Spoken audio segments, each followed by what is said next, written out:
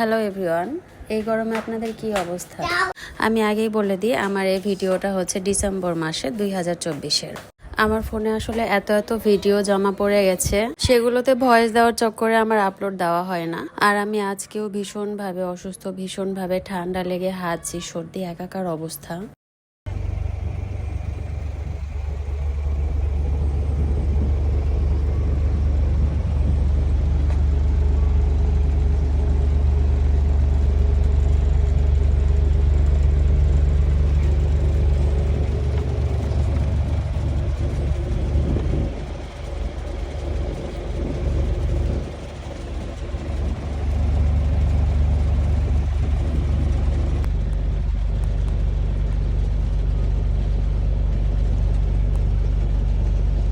এখন পেজটাকে অ্যাক্টিভ রাখার জন্য তো পোস্ট করাই লাগবে, তাই না? তো আপনারা সবাই কেমন আছেন, কে কোথায় থেকে আমার ভিডিওটা দেখছেন অবশ্যই আমাকে জানাবেন। আমি খুবই ছোট ইউজার আর আমার পেজের রিচ একদমই কম, তো সবাই ভালোবাসা দিবেন আমার পেজটাকে। তো এই দিন আমি কাপ্তাই লেক দেখার জন্য বের হয়েছিলাম। আর এই যে ছোট্ট জাহাজটা দেখছেন, এটা আমি সারা দিনের জন্য রিজার্ভ করে নিয়েছিলাম।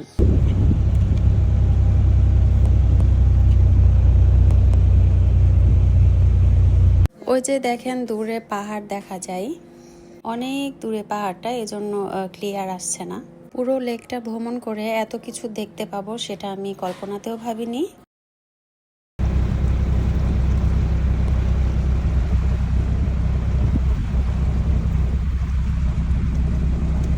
অনেকেরই দেখি যে বেড়াইতে গেলে হচ্ছে 10 জন 15 জন মিলে বেড়াতে যাই, সেক্ষেত্রে খরচটাও কমে যায়। কারণ আমরা 10 জন 15 জন মিলে যদি একটা জাহাজ ভাড়া নিই, তাহলে হচ্ছে 15 জনের মধ্যে ভাড়াটা ভাগ হয়ে যাবে, ঠিক আছে?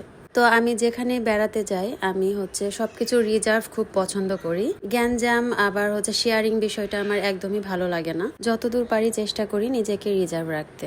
তো সারাদিনের মনে একটা ছোট্ট জাহাজ নিয়ে রওনা দিয়ে দিলাম কাপ্তাই লেক দেখার জন্য।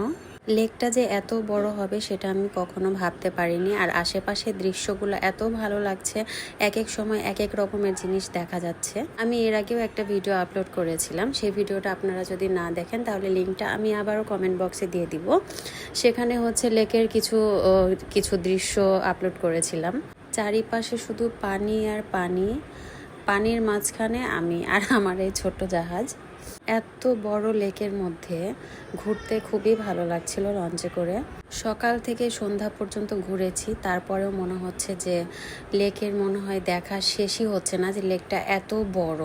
তবে লঞ্চের ভাইয়াটা পুরো কাপ্তাই লেকটাই একবার রাউন্ড দিয়েছে আর হচ্ছে সবকিছুই আমাকে দেখিয়ে দিয়েছে। আমার খুবই ভালো লেগেছে। আমি বারবার করে এই সিটে বসছিলাম, ওই সিটে বসছিলাম, মানে আমার যখন যেখানে ইচ্ছা করছে আমি সেখানে বসে সময়টাকে উপভোগ করছিলাম। লঞ্চের ওপরে একটু হাঁটাহাঁটি করছিলাম, চারিপাশে দৃশ্যটা দেখছিলাম। আপনি একটা বিষয় খেয়াল করবেন, আপনি যখন একা থাকবেন, নিরিবিলি থাকবেন, তখন আপনি নিজেকে একটু সময় দিতে পারবেন। আপনার আসল যেটা আপনি, সেটাকে উপলব্ধি করতে পারবেন, ফ্রিভাবে থাকতে পারবেন। আশেপাশে কেউ নেই যে আপনার দিকে তাকাবে, আপনার একটা বিরক্ত বোধ হবে না। মানে এগুলো আসলে আমার মনের কথা, যেগুলো আমি শেয়ার করছি। তো এটা যেহেতু ডিসেম্বর মাসের ভিডিও, তো তখনও কিন্তু হালকা হালকা শীত ছিল, সেজন্য আমি একটু মোটা কাপড় পরেছিলাম।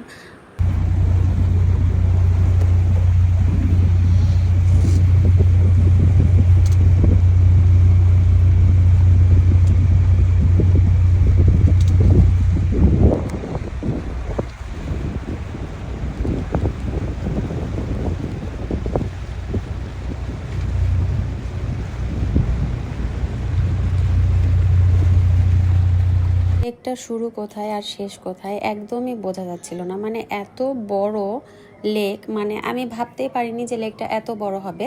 যখন আমি ঘুরতে বের হলাম, সকাল ঠিক 10টার দিকে বের হয়েছি আর আমার হচ্ছে সন্ধ্যা পার হয়ে গেছে। আসলে ভিডিওতে দেখলে আপনারা হচ্ছে মজা পাবেন না, তবে সরাসরি যখন একটা জায়গা দেখবেন তখন ভাববেন যে আমাদের বাংলাদেশে এত সুন্দর জায়গা। আল্লাহর কাছে অনেক অনেক শুকরিয়া যে আল্লাহ আমাকে এত সুন্দর সুন্দর জায়গা দেখার মতো ভাগ্য করে দিয়েছে। পানি যদিও আমার অনেক বেশি ভয় লাগে, কিন্তু হচ্ছে পানি দেখতে আমার খুব ভালো লাগে। পানি আমার খুব পছন্দ। আশেপাশে এত গাছপালা, জঙ্গল, কি বলবো। না, আমি নামবো না।